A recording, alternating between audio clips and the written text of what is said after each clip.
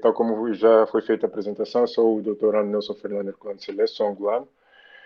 É, Sou acadêmico da Universidade Federal do Paraná. Faço parte do núcleo de bolseiros angolanos aqui no Brasil, financiados pelo Ministério da Ciência e Tecnologia, Ministério do Ensino Superior, Ciência e Tecnologia. E sou membro do Observatório das Cidades e Regiões Africanas. Então, esse é basicamente o meu perfil acadêmico. E como é que vai ser, como é que a gente vai trabalhar aqui? Eu vou fazer uma breve conceituação sobre diferença entre lixo e resíduo, fazer uma caracterização e tipificação dos resíduos como um todo, ver uma estimativa numérica em relação à problemática de lixo, ver as implicações ambientais e ver possíveis soluções e como parâmetro, como um complemento, vou trazer um estudo de caso da minha dissertação de mestrado. Então, quando pensamos em lixo, vem muita coisa à nossa cabeça. Nós pensamos nas nossas cidades que estão inundadas de resíduos não de material que acabam gerando tanto desconforto social, ambiental, quanto desconforto panorâmico, né? Mas quando a gente olha para ele, a gente tenta se perguntar: isso é lixo ou resíduo? Alguém certamente já fez essa avaliação e de repente pode ter chego à conclusão que poderiam ser classificados como a mesma coisa. Mas não. Atualmente há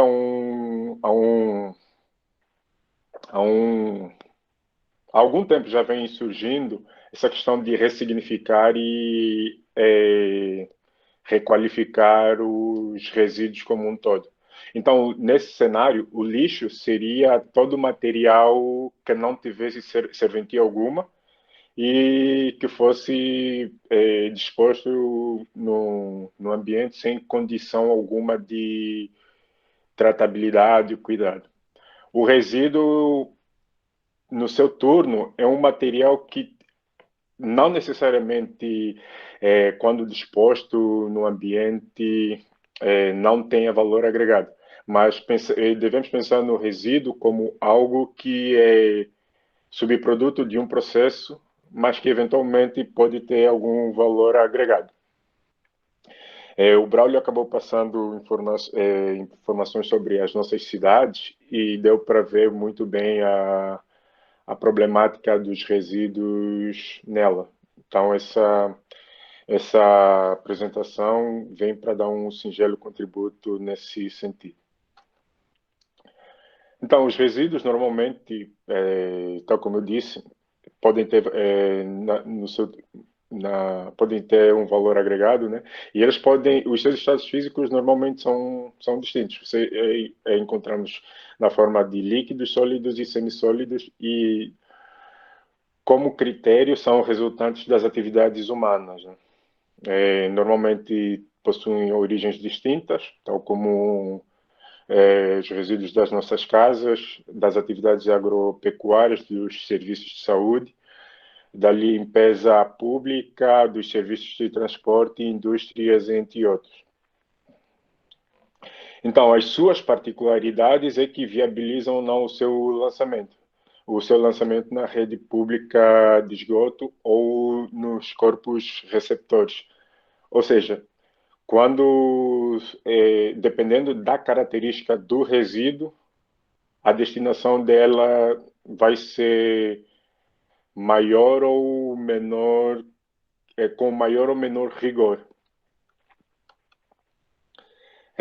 Normalmente, ainda em função das suas particularidades, eles podem ser considerados perigosos e não perigosos. Os perigosos normalmente são os materiais que são inflamáveis, possuem um potencial de corrosividade, alteram as condições de solo, são tóxicos às formas de vida e são patogênicos, acabam gerando doenças. Não vou entrar muito no mérito de determinadas características dos resíduos por conta do tempo e até porque é muito mais vantajoso discutirmos, né? Então, os resíduos perigosos normalmente precisam de um tratamento seguindo normas específicas das legislações, tanto nacionais quanto internacionais, previamente estabelecidas, né? E outra classe de resíduos que aparece são os resíduos classe 2 ou considerados não inertes. Esses não inertes podem ser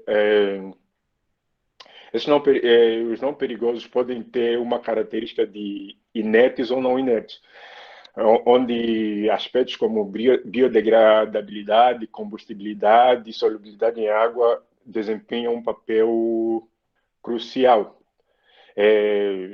Os resíduos não inertes, no caso, seriam aqueles que apresentam, quando em contato com a água, não apresentam qualquer risco à potabilidade da água, sempre considerando os preceitos de potabilidade da água estabelecidos pelas legislações vigentes. No caso do Brasil, é a ANBR. No caso do Brasil, é a ANBR 2006. Então, há uma geração de resíduos significativa no mundo, né? E muitos dos quais não são tratados, mas numericamente há uma geração per capita diária de aproximadamente 0,77 quilos de resíduo por dia, no caso, e a produção global hoje está em torno de 2 bilhões de toneladas de resíduos gerados por ano. Essa estimativa tende a aumentar, tende a dobrar em uma projeção até 2050. Aqui só mostramos o panorama de geração de resíduos. Quero chamar a atenção na região subsaariana, onde as taxas de geração são relativamente menores se comparadas ao resto do mundo. E essa variação per capita varia, tem uma peculiaridade. Países mais ricos acabam gerando um volume de resíduo muito maior em relação aos países mais pobres. Os países africanos são os que acabam contribuindo para a queda da média de geração de resíduos a nível mundial. Isso é um parâmetro bom, ruim ou o quê? Isso depende das implicações que se tem, né, nos resíduos. Esse daqui é um panorama de resíduos que são gerados. Basicamente tem entre alimentos e gramíneas ou resíduos das atividades agropastoris, representam aproximadamente 44% dos resíduos gerados. Vemos que há uma geração de papel e cartões e cartuchos de forma significativa, 14% ocupando a segunda posição. Plásticos ocupam a terceira posição, gerando aproximadamente 12%. E aqui a gente consegue ver o tipo de resíduo gerado e o potencial, né? Então, só relembrando aqui que a estimativa é que em 2050 seja gerado o dobro do que é produzido agora e praticamente estaremos vivendo sobre montanhas de lixo se não tomarmos medidas cabíveis de formas a mitigar ou reduzir esses efeitos. Aqui eu trago um pouquinho do panorama desses resíduos. Embora tenhamos esse perfil global, aqui apresentamos o perfil regional, né? Onde eu quero chamar a atenção que regiões ou países mais pobres acabam gerando em torno de 53% do seu resíduo é de origem orgânica. Enquanto que essa proporção em países mais ricos ou países com alto poder aquisitivo, essa porcentagem cai abaixo dos 50%, ficando em torno de 34%. E quando se fala de resíduo, é importante caracterizar ele em termos de densidade, teor de umidade e calor específico, porque esses parâmetros acabam interferindo de forma significativa nos procedimentos a ter com relação ao resíduo, né? Tipo a tratabilidade. Tá, temos esses resíduos e o que fazer? Hoje, há uma cobertura sanitária muito discrepante no mundo, né? O que eu quero trazer aqui é que em países com baixo poder aquisitivo, apenas 39% dos seus resíduos são coletados. Ou seja, as populações acabam convivendo com 61% dos resíduos nos seus domicílios, o que acarreta problemas significativos. Já em países afluentes e com alto poder aquisitivo, essa taxa de coleta beira a 100%, não sendo inferior a 80%, o que é um parâmetro que precisa ser melhorado nesses países de baixo poder aquisitivo, nos países pobres. Essa coleta é destinada para algum lugar. E aqui está mais ou menos o perfil dos usos que são feitos nesses resíduos coletados, né? Então, o que a gente consegue ver aqui é que os lixões, ou lixeiras, como são chamadas em Angola, respondem por aproximadamente 33% da destinação dos resíduos. Isso a nível global. Quando a gente tem um caráter mais local, esses lixões acabam aumentando em muito a sua participação na destinação dos resíduos, o que é um problema muito grave, porque eles acarretam, eles não são controlados, impactam os corpos receptores, porque uma coisa quando se faz o tratamento de resíduos, deve-se levar em consideração dois parâmetros importantes: a não liberação de gases tóxicos ou fétidos que acabam gerando desconforto e saúde à população.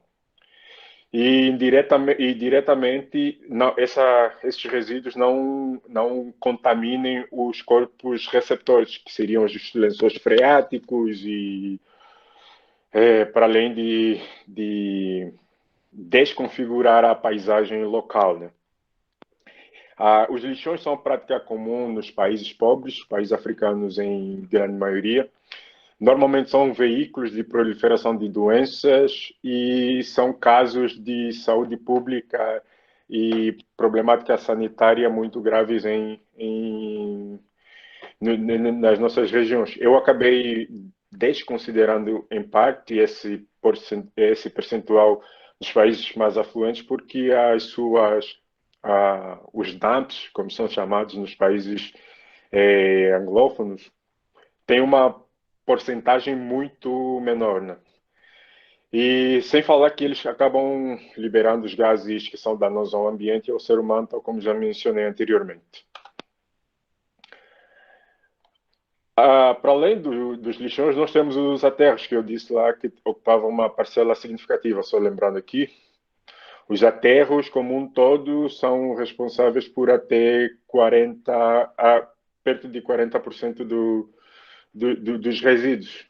Então, quando controlados, eles têm um efeito benéfico, porque normalmente ocorrem em ambientes fechados, né, e controlado, e são fontes de geração de biogás que podem ser usados para nas casas, nas indústrias, para geração de energia. Né? Só um, um adendo. Quando nos lixões nós permitimos o acesso a pessoas, principalmente as pessoas pobres, e isso impacta significativamente a saúde. Nós não temos a política de segregação dos resíduos. Então, nos nossos lixões existem desde resíduos domésticos aos resíduos dos serviços de saúde. Esses resíduos de serviços de saúde são fonte de doenças e são um perigo à saúde pública significativos. Eu acabei voltando aqui, acabei recuando para esse slide para dar essa ênfase. Então, temos as pessoas pobres vão nos lixões à procura de comida, à procura de metais, à procura de objetos e vestimentas que possam, de alguma forma, ser úteis, sabe? Então, como é que funciona o aterro controlado?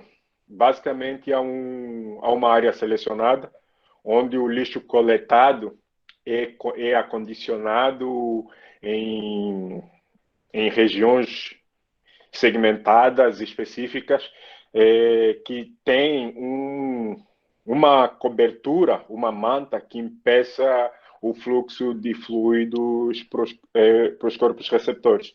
Aqui são instalados pontos de coleta de gás, que posteriormente seriam tratados para a remoção de sulfetos e gás e para a remoção de sulfetos que são muito corrosivos às tubulações e limpeza. Na verdade, é concentração, purificação do biogás. Esse biogás passa para um sistema de combustão e acaba gerando energia que é fornecida às redes elétricas. Isso acontece em regiões mais afluentes, né? Infelizmente, não vemos essa realidade nos países em desenvolvimento, à exceção de alguns pontos como África do Sul e Egito, para o caso africano.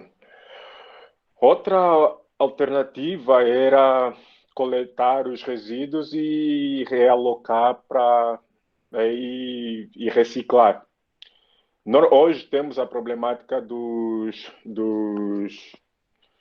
oceanos poluídos e isso acaba colocando em risco não apenas a vida marinha, como a vida de todos os seres vivos, porque não havendo peixes, acaba desequilibrando a cadeia alimentar e isso coloca em risco a vida de todos. E adicionalmente, ou como consequência, solução disso, seria mais interessante coletar esses plásticos, madeiras e materiais descartáveis, objetos descartáveis como metais, e reciclar. Reciclar seria agregar valor para coisas que anteriormente não teriam, quando dispostos na natureza, não teriam impacto negativo e porque levam até mais de 500 anos para se decompor, e agregar valor, tal como garrafas PET que foram transformadas em tênis, como se pode ver agora. Outra forma de tratamento adequado, outra forma de destinação adequada dos resíduos seria a compostagem, que seria uma metodologia ambientalmente amigável, que elimina compostos tóxicos ao ambiente e bem como micro-organismos indesejáveis. E servem também como fonte de geração fonte de geração de biofertilizantes e ração para aves, peixes e outros animais. Normalmente, esse processo de compostagem envolve basicamente a estabilização da matéria orgânica presente nos resíduos, né? Esse processo se dá com uma taxa, com um conteúdo de umidade entre 40% a 65%, sendo 60 o ótimo, né? Aí uma relação carbono-nitrogênio eficiente à volta de 20 a 40 por 1, sendo ideal entre 25 a 30 por 1, disponibilidade de oxigênio e controle de determinados parâmetros específicos. Então, basicamente, o que seria a compostagem? É você criar uma montanha de matéria orgânica com alguns pedaços de madeira e palhas, de formas a ter uma aeração adequada e permitir que esse material acaba sendo estabilizado e depois gere um tipo de produto que seja útil para melhoria das condições de solo e para a produção de ração.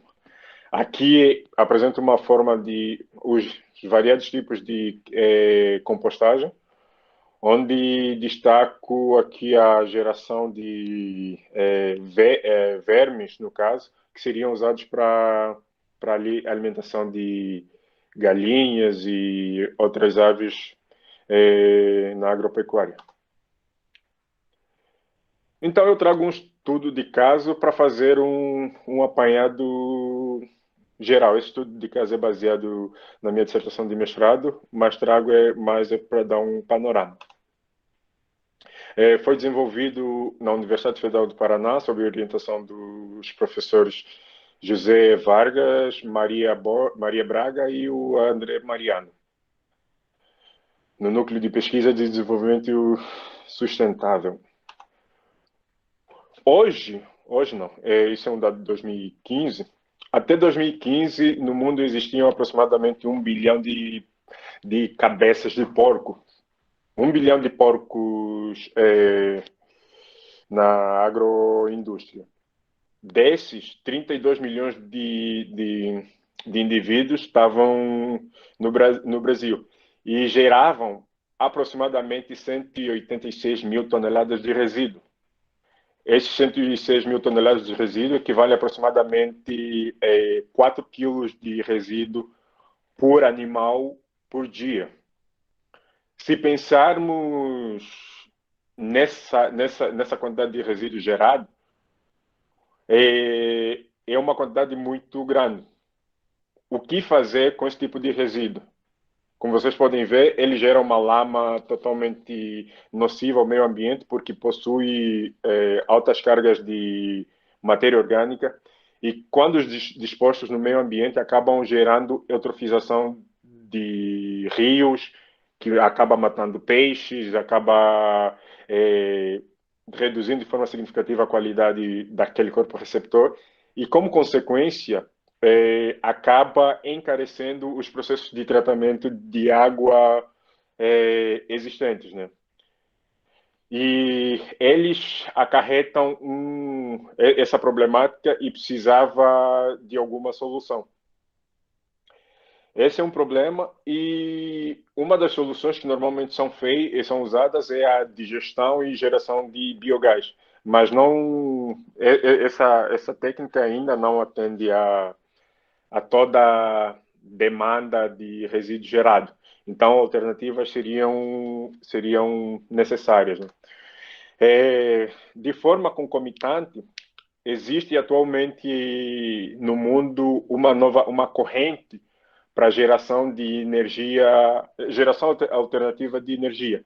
E as algas atendem a essa demanda, porque normalmente exigem condições de crescimento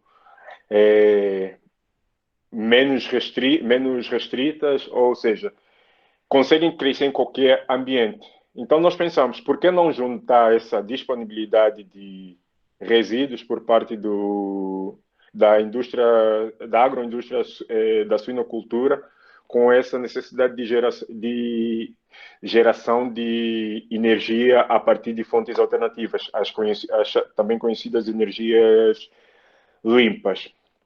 Pensando nisso, a gente correu atrás das algas para tentar fazer um casamento entre elas e ver se dava para sair alguma coisa. Então, as algas seriam indivíduos que possuem. Por que elas são potenciais fontes geradoras de energia, o biodiesel no caso? Porque elas possuem alta carga de gordura, na forma de reserva lipídica, né? E possuem outros componentes que fazem com que ela tenha um valor agregado depois que produzido. Então, se pegarmos as algas, conseguimos dar muitos destinos. Produzir suplementos alimentares na forma de astaxantina e alguns ácidos de valor agregado, biocombustíveis, gerar pigmentos, gerar antibióticos e ainda produzir ração para peixes, mariscos e outros crustáceos. O maior desafio hoje nas algas é aumentar a produtividade. Ainda há uma dificuldade operacional no manejo delas e técnicas de recuperação de algas, e os custos de produção hoje ainda são ostensivos, praticamente proibitivos, e precisa-se de um conhecimento para escalonamento desses processos, né? Então, de forma resumida, nós resolvemos usar as algas e os resíduos da suinocultura biodigeridos e desenvolvemos um processo para a produção de algas e tratamento do resíduo, né? O nosso processo ocorreu em reatores. Esses reatores são os mais comuns que existem. São chamados de fotobioreatores. E esse é um dos reatores que a gente usou. Só uma panorâmica, do ponto de vista de pesquisa científica nesse ramo, até 2005, cresceu bastante, né? De 2002, nós saímos de 20 a 30 artigos e hoje estamos 20 a 30 mil artigos. Hoje estamos em torno de 120, o que é significativo em termos de pesquisa na área. Justificativa. Queríamos atender uma demanda global para a geração de energia, energia renovável. Queríamos tratar os resíduos de efluentes suínos, que são um gargalo social, ambiental, e queríamos desenvolver um modelos cinéticos que não vou abordar aqui, que não é o caso. Então, nosso objetivo foi propor um cultivo de microalgas em fotobioreatores compactos, como eu já disse, e avaliar quanto efetivamente de matéria orgânica eu consegui retirar desses resíduos, né? Aqui, o resíduo logo que chegou das granjas, das suinoculturas, nós colocamos num biodigestor. Aqui, geramos uma parte de biogás e parte do material que estava estabilizado mandamos para os nossos reatores para fazer um cultivo. Inicialmente, usamos reatores menores, com 11 litros, com circulação de ar, para tentar verificar se seria possível escalonar. Avaliamos algumas condições de cultivo, onde queríamos ver se houve interferência de luz ou não, houve melhor rendimento nos cultivos de forma padronizados que já existem, ou se o nosso cultivo era melhor. E isso foi feito em 18 dias e esse mais ou menos foi o arranjo do primeiro experimento que fizemos.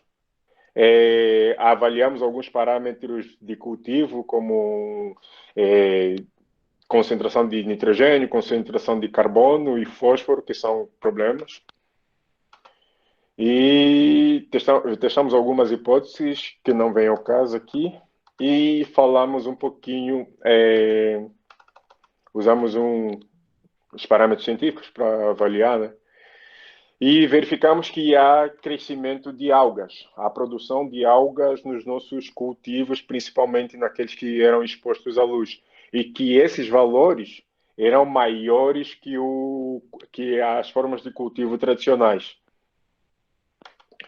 E em termos de massa, também verificamos que é uma produção mássica maior em relação ao cultivo, quase o dobro de produção de massa de microalgas. Esse é o primeiro experimento que nós fizemos.